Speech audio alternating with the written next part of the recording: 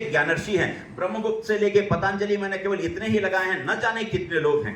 आज हम सारे योग करते हैं तो पतंजलि का नाम ले लेते हैं, यदि हम व्याकरण पढ़ते हैं तो पाणिनि का उपयोग कर लेते हैं। आर्यभट्ट और भास्कर के बिना तो हमारा गणित नहीं चल पाता है, और इसीलिए आइंस्टीन ने कहा कि E = mc² तभी सफल हो पाया, और इसका पूरा श्रेय भारतीयों को देता हूं, क्योंकि शून्य की खोज नहीं हुई होती तो E = mc² तो कभी आ ही नहीं सकता। तो वो शून्य की खोज करने वाली धरती भी हमारी अपनी धरती है। तो ऐसा न जाने आइंस्टीन कहता है तो उधर श्रोडिंगर भी कहता है कि श्रोडिंगर के टेबल के बगल में वेद और गीता की किताबें हुआ करती थी, और उससे जो ध्वनियां निकलती थी वो श्रोडिंगर ने अपनी इसमें यूज किया। तो ये सारे लोग इस बात के सूचक हैं कि हम कैसे अपनी शिक्षा पद्धति को आगे बढ़ाएं। माननीय प्रधानमंत्री नरेंद्र मोदी जी का एक कथन है कि अभी तक की शिक्षा नीति हमें यह बताती थी कि व्हाट टू थिंक, लेकिन राष्ट्रीय शिक्षा नीति यह बताती है हाउ टू थिंक, कैसे सोचा जाए। और सोचने के लिए क्या जरूरी है? सोचने के लिए थिंक में से भी आप TH को हटा दीजिए, बचा क्या? इंक। और थिंक यदि आप करते हैं तो उससे इंक निकलता है, और इंक निकलता है तो NEP का उल्टा क्या है? पेन। वो इंक आपके पेन के रूप में आपको मिलेगा, और आप एक नई अच्छा इतिहास लिख सकते हैं। और इसलिए राष्ट्रीय शिक्षा नीति 2020 में 3 चीजें बहुत इंपॉर्टेंट है। एनरिच द माइंड, दूसरा है वार्म द हार्ट, और तीसरा है अवेकन द स्पिरिट। अभी तक की राष्ट्रीय शिक्षा नीति के पहले जो शिक्षा नीति थी वो केवल और केवल इंटेलिजेंट क्वोशंट पर आधारित थी। आप केवल परसेंट पर आधारित थे। कितना परसेंट आया? 95, 99, 100 में 100। यदि बच्चा 100 में 100 पा रहा है तो आगे का पायदान क्या है? क्या शिक्षा व्यवस्था 100 में 100 की है? क्या शिक्षा व्यवस्था केवल और केवल प्रतिशतों को लेकर है? क्या शिक्षा व्यवस्था केवल अंकों का खेल है? क्या शिक्षा व्यवस्था केवल अंकों के गणित में उस बच्चे को उलझाने की प्रक्रिया है? उसकी संवेदनाएं कहां गई? उसकी भावनाएं कहां गई? तो इमोशनल क्वोशंट कहां गया? उस बच्चे का स्पिरिचुअल क्वोशंट कहां गया? उस बच्चे का सोशल क्वोशंट कहां गया? उस बच्चे का साइकोलॉजिकल क्वोशंट कहां गया? हमारी शिक्षा व्यवस्था, रटंत शिक्षा व्यवस्था में हम 100 में 100 पा रहे थे, लेकिन भावनात्मक रूप से उस शिक्षा व्यवस्था से हम जुड़े नहीं थे। इसलिए बच्चा रट लेता था, समझ नहीं पाता था, थ्योरेटिकल जाता था, प्रैक्टिकल न के बराबर था। इस शिक्षा पद्धति में हमें उन सारे चीजों का आमूलचूल परिवर्तन 2035 तक GER को 50% तक ले जाने की चुनौती भी है आपके साथ। तो इसीलिए इन सारे संकल्पनाओं को, इन सारे चीजों को आप आत्मसात करिएगा। किसी बच्चे को मत बोलिएगा कि तुमको 1 साल कर लोगे तो सर्टिफिकेट मिल जाएगा, 2 साल कर लोगे डिप्लोमा मिल जाएगा, और तीसरे साल में डिग्री मिल जाएगा, चौथे साल में डिग्री विद रिसर्च मिल जाएगा। नहीं, ये 3 और 4 साल का डिग्री कोर्स है। मजबूरी में निकलना है तो 20 क्रेडिट के बाद 4 क्रेडिट का कोर्स करने के बाद ही सर्टिफिकेट मिल पाएगा, ये बताना है। और इसीलिए सर आप भी बैठ जाइए प्लीज। कॉन्सेप्चुअल अंडरस्टैंडिंग, आपके बहुत सारे प्रश्न आएंगे, इसलिए प्रश्न के लिए हमने 50 मिनट रखा है। आप किसी भी प्रकार का मिसकंसेप्शन मत लेके जाइए, मिस को यहीं पर मिस करिए और कंसेप्शन लेके जाइएगा, और उसी को आगे बढ़ाते हुए क्रिएटिविटी और क्रिटिकल थिंकिंग, मल्टीलिंगुअलिज्म जिसकी मैंने बात की, हर एक बच्चे को उसकी मातृभाषा, फिर राष्ट्रभाषा, उसके साथ अन्य कोई भाषा आए, इस पर भी जोर है। लाइफ स्किल, पहली बार हमें कोरोना ने बताया कि लाइफ स्किल होता क्या है। इतने दिनों तक तो हम जानते भी नहीं थे लाइफ स्किल्स क्या होता है। अब हम बहुत सारे लाइफ स्किल्स के बारे में जानने लग गए। फॉर्मेटिव असेसमेंट के बारे में बात कर रहे हैं। राष्ट्रीय शिक्षा नीति 2020 बच्चों को आगे बढ़ने का पूरा मौका देती है। पिछली शिक्षा व्यवस्था में कोई इंटरनल असेसमेंट नहीं था आपके पास। आपके विश्वविद्यालय में था स्नातक स्तर में इंटरनल असेसमेंट कितना %? नहीं था। ठीक, अब की शिक्षा व्यवस्था में 30% इंटरनल असेसमेंट है, और एक्सटर्नल जो है वो 70% है। ये बिल्कुल वैसा है जैसे कि आपने NAC का किया था। SSR आपका कितना %? 70%। पीयर टीम की विजिट कितनी %? 30%। तो यहाँ पीयर टीम आपके हाथ में है बच्चे की, और SSR जो है वो दूसरे के हाथ में है। मतलब बच्चे को आगे बढ़ने की पूरी संभावनाएं हैं। जहां इंटरनल बिल्कुल नहीं था, अब इंटरनल 30% हो जाएगा। तो बच्चे के लिए पास होने की संभावनाएं और बढ़ जाती हैं। फिर उसके बाद फुल इक्विटी इंक्लूजन, और सबसे ज्यादा जरूरी टीचर और faculty as the heart of learning process. जो लर्निंग प्रोसेस का हार्ट है या आत्मा है वो एक टीचर है। इसलिए टीचर को समझना, ताकि बच्चों को समझाना बहुत आवश्यक है। प्रोस्पेक्ट्स में आता हूं, 50% GER मैंने बात की थी, और अंडर ग्रेजुएट 3 to 4 ईयर की मैंने बात की थी। एक एकेडमिक बैंक ऑफ क्रेडिट है। हर एक बच्चा जो एडमिशन लेगा वो एकेडमिक बैंक ऑफ क्रेडिट में अपना रजिस्ट्रेशन कराएगा, तभी जाकर उसका प्रवेश होगा। उस बच्चे को यदि 20 क्रेडिट के कोर्स में 4 क्रेडिट का कोई कोर्स उसको मूक या स्वयं के प्लेटफॉर्म से करना है, तो वो उससे रिलेटेड कोर्स जो कि उसको बास्केट बनाकर दिया जाएगा उनमें से एक कर सकता है, और इधर का जो 4 क्रेडिट है वो उधर से अर्न करेगा और वो उसके एकेडमिक बैंक ऑफ क्रेडिट में जमा होगा। आगे चलकर जब वो डिग्री लेगा तब ये क्रेडिट उसके यहां से वहां पर ट्रांसफर होके वो उसको रिडीम करा सकता है। या बच्चा जो है एक महाविद्यालय से दूसरे महाविद्यालय में गया तो इस महाविद्यालय में अर्जित उसके 4 क्रेडिट जो हैं वो उसके क्रेडिट बैंक में रहेंगे, और वहां से जब डिग्री लेगा तो ये 4 क्रेडिट वहां उस एकेडमिक बैंक ऑफ क्रेडिट से रिडीम हो जाएंगे। आप में से बहुत सारे लोग क्रेडिट कार्ड यूज करते हैं जिसमें आपको पॉइंट्स मिलते हैं जिसको आप रिडीम करते हैं, वही रिडीम यहां पर भी है। तो बच्चे को एक और संभावना है।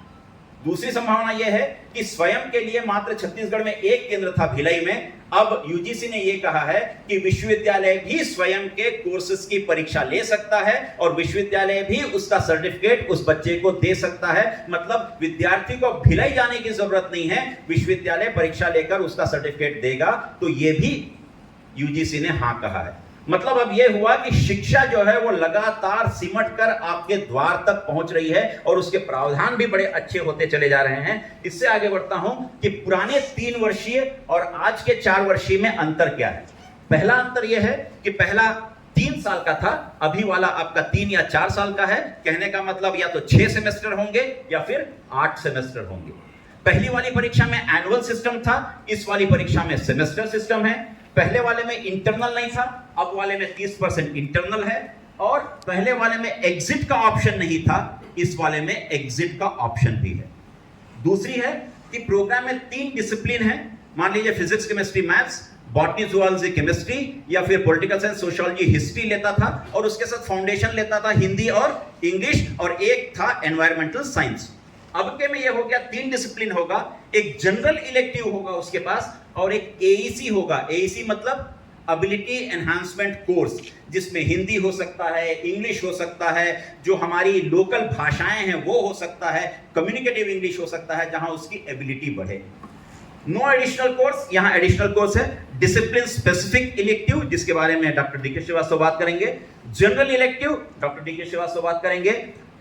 स्किल एनहांसमेंट कोर्स, उसके बारे में भी वो बात करेंगे। और वैल्यू एडेड कोर्स, ये वैल्यू एडेड कोर्स बगैर किसी क्रेडिट के आपने नैक में बहुत सारे महाविद्यालयों ने वैल्यू एडेड कोर्स चलाया, उसमें बहुत सारे बच्चों ने भाग लिया। लेकिन अब वैल्यू एडेड कोर्स आपके द्वारा जो चलेगा वो बास्केट से निकलेगा, एक बास्केट बनेगा पूरे स्टेट लेवल पे, उसमें और विश्वविद्यालय लेवल पे, उसमें से आप चुनेंगे और उस वैल्यू एडेड कोर्स को आप अपने महाविद्यालय में बच्चों को देंगे, और वो 2 क्रेडिट का होगा। उस 2 क्रेडिट का कोर्स वो करेगा। अभी तक बच्चे बिना किसी क्रेडिट के करते थे, अब वो इस क्रेडिट के साथ करेंगे। पहले वाले में कोई क्रेडिट सिस्टम नहीं था, कोई चॉइस नहीं था। अब आपकी शिक्षा व्यवस्था में चॉइस बेस्ड क्रेडिट सिस्टम, और सारे ने नैक में भरा था। सीबीसीएस आपके यहां इंप्लीमेंटेड है, हमने बड़ा सा नो लिखा था, अब हम लिखेंगे बड़ा सा यस लिखेंगे। अब आपके पास चॉइस भी है और थिंकिंग स्किल्स। तो महाविद्यालय में जब बच्चा आता है स्कूल से तो उसको हमें हॉट्स की ओर ले जाना है, और हॉट्स की ओर ले जाने का प्रक्रिया है रिमेंबरिंग कराना, रिमेंबरिंग करा के उसको फिर अंडरस्टैंड करवाना, फिर अंडरस्टैंड को अप्लाई करवाना, अप्लाई करके एनालाइज, इवैल्यूएट, और लास्ट में आता है क्रिएटिंग, जहां वो निर्माण के क्षेत्र में आए। तो निर्माण के लिए जरूरी है वो पहले उसको रिमेंबर करे, उसको समझे, जाने और समझे, उसके बाद उसको अप्लाई करे, अप्लाई करने के बाद उसको एनालाइज करे, इवैल्यूएट करे, और उसके बाद जाके क्या कर पाए, वो क्रिएट कर पाए। तो ब्लूम्स टेक्सोनॉमी को पूरे तरीके से उपयोग किया गया। और सक्सेस ऑफ एनईपी किस पर है? सक्सेस ऑफ एनईपी निर्भर है डिजिटल ट्रांसफॉर्मेशन पे। आज के जो सिटीजन्स हैं उनको हम नेटिजन्स कहते हैं।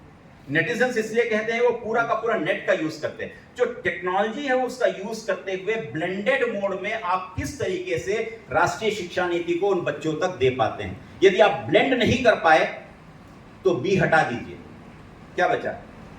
लेंड। लेंड मतलब देना, आप दे नहीं पाएंगे। और लेंड में से एल हटा दीजिए, बचा क्या? एंड। आप शिक्षा व्यवस्था को एंड कर देंगे यदि आप लेंड नहीं करेंगे, और लेंड करने के लिए आपको क्या करना पड़ेगा? ब्लेंड करना पड़ेगा। तो इसीलिए टेक्नोलॉजी को शिक्षा व्यवस्था के साथ आप किस तरीके से ब्लेंड करते हैं, इसलिए एक टीचर को भी उतना ही स्मार्ट होना चाहिए। आपकी उंगलियां मोबाइल पर बहुत अच्छे से नाचती हैं व्हाट्सएप और मैसेज देने के लिए, लेकिन महाविद्यालयों में जब हमें कंप्यूटर पर काम करने की बारी आती है, बहुत सारे लोग हम में से कहते हैं सर हमें तो टाइपिंग, ये कहां की बात है? ये कौन सी बात है?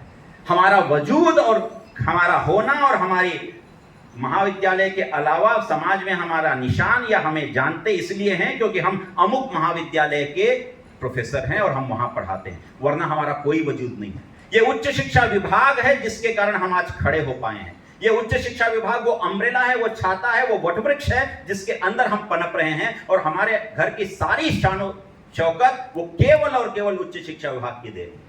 हमारे बच्चे अच्छी जगह पढ़ पा रहे हैं तो केवल उच्च शिक्षा विभाग की देन है। हमारे बच्चे अच्छे 10,000 की फीस में पढ़ पा रहे हैं तो वो उन बच्चों के कारण है जो 100 रुपए की फीस नहीं दे पाते। ये भाव जिस दिन जागृत हो जाएगा उस दिन राष्ट्रीय शिक्षा नीति 2020 अपने आप ट्रांसफॉर्म हो जाएगी। आप भी ट्रांसफॉर्म हो जाएंगे और शिक्षा नीति में जिन लोग हैं उनको भी आप ट्रांसफॉर्म बेहतर ढंग से कर पाएंगे। इसलिए आज की शिक्षा व्यवस्था में हम वो चीजें पढ़ा रहे हैं जो 18वीं सदी की थी या 19वीं सदी की थी, उसको 20वीं सदी में पढ़ा रहे हैं और बच्चों को तैयार कर रहे हैं कौन सी सदी के लिए? 21वीं सदी के लिए। सोचिए, 19वीं सदी में आपने जो पढ़ा उसको 20वीं सदी में पढ़ा रहे हैं 21वीं सदी के बच्चे के लिए। और जब सिलेबस चेंज करने की बात आती है तो सबसे ज्यादा रिवोल्ट वो टीचर करता है, वो बदलने नहीं देता, क्योंकि मेरे पास तो पुराना 20 साल पुराना नोट्स है, वो बदल ना जाए, मुझे फिर पढ़ना पड़ेगा, रात में पूरा दिया जला के पढ़ना पड़ेगा, तो मैं क्यों सिलेबस को बदलूं? लेकिन आपके बच्चे को जब वही कोर्स उसका टीचर पढ़ाता है पेरेंट टीचर्स मीटिंग में, तो आप कहते हैं ये क्या पुराना सिलेबस पढ़ा रहे हो, नया क्यों नहीं पढ़ाते? क्योंकि ये तो मेरा बच्चा है। क्वालिटी ऑफ एजुकेशन तब तक डिटेरियोरेट नहीं हो सकती जब तक बैठा हुआ बच्चे में आपको आपका बेटा आपकी बेटी नजर आ जाए। और जिस दिन उनमें से आपको नजर ही नहीं आएंगे, ना मेरा बेटा है ना मेरी बेटी है, तो क्वालिटी ऑफ एजुकेशन अपने आप धड़ाम से नीचे गिर जाएगा। इसीलिए ये जरूरी है कि हम उन बच्चों को रॉब न करें। और इसीलिए राष्ट्रीय शिक्षा नीति 2020 ये भी कहती है कि tell me I forget, show me I remember, involve me I understand. बता दीजिए मैं भूल जाऊंगा, दिखा दीजिए मैं थोड़ा बहुत तो याद कर पाऊंगा, लेकिन आप मुझे शामिल कर लीजिए तो मैं पूरा सीख जाऊंगा। इसलिए शामिल में से शाह को हटा दीजिए, बचा क्या? मिल। तो आपको उसको मिलाना है अपने साथ में, और जब तक आप उसको इन्वॉल्व नहीं करेंगे तब तक आप कोई चीज इवॉल्व भी नहीं कर पाएंगे। इसलिए इवॉल्व करने के लिए उस बच्चे को इन्वॉल्व करना भी बहुत जरूरी है। और आज की सबसे बड़ी जरूरत है, the need of the our is Gurukulam practice in the modern curriculum. Gurukul में जो सिखाया जाता था, भीम गदा में स्पेशलाइजेशन था, लेकिन ऐसा नहीं था कि भीम धनुष नहीं चला सकता था या भाला नहीं चला सकता था। अर्जुन का स्पेशलाइजेशन यदि धनुष था तो ऐसा नहीं था कि वो भाला और गदा नहीं उठा सकता था, उठा सकता था, वो भी एमबीबीएस था, लेकिन उसने एमएस धनुष में किया था और इसने एमएस जो है वो गदा में किया था। स्पेशलाइजेशन डिफर कर रहा है लेकिन बेसिक तो वहीं पर है। इसलिए वो गुरुकुलम की प्रैक्टिस, जहां गुरु की छत्र छाया में बैठ के विभिन्न चीजों को सीखते थे, दुनियादारी सीखते थे। एक अभी मैं वीडियो देख रहा था जहां जापान के बच्चों को, चाइना के बच्चों को छुटपन से ही उनको वो सारी विधाएं सिखाई जा रही हैं जो लाइफ स्किल के लिए जरूरी है। और इसलिए हमारे यहाँ की छोटी छोटी चीजें भी यदि पलट के देखते हैं तो मेड इन चाइना है। अब जाकर वो मेड इन इंडिया या मेक इन इंडिया कॉन्सेप्ट के अंतर्गत वो चाइना वाली बंद हुई है, वरना आप शिव जी की मूर्ति भी उठा के देख लीजिएगा पलट के तो मेड इन चाइना लिखा होता था। शिव जी भी चाइना से बन के आ रहे हैं, कृष्ण जी भी चाइना से बन के आ रहे हैं, सारी चीजें चाइना। तो क्यों चाइना इतना आगे है?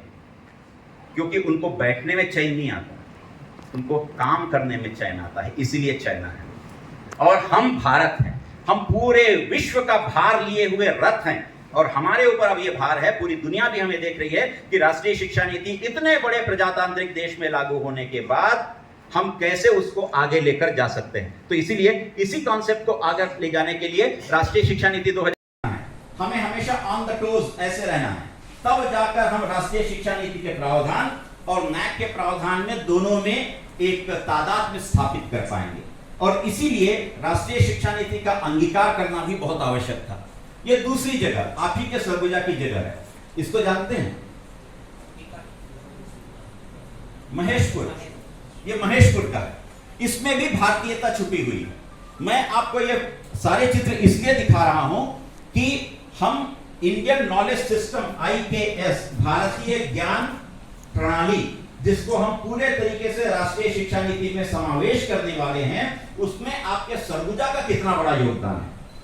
पाठ्यक्रम वो नहीं होगा जो आएगा, पाठ्यक्रम वो होगा जो हम अपने सुविधा के अनुसार, अपने क्षेत्र के अनुसार, स्टूडेंट्स की नीड और डिमांड के हिसाब से बनाकर देंगे, वो पाठ्यक्रम होगा।